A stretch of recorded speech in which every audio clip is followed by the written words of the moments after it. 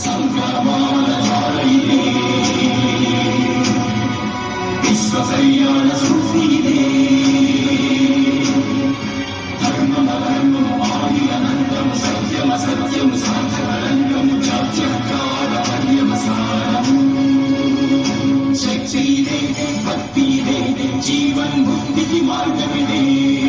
పంచమ వేద సారం మహాభారతం కృష్ణుడు చూపిన జీవన వేద మార్గమిది గీత జనించిన క్షేత్రమే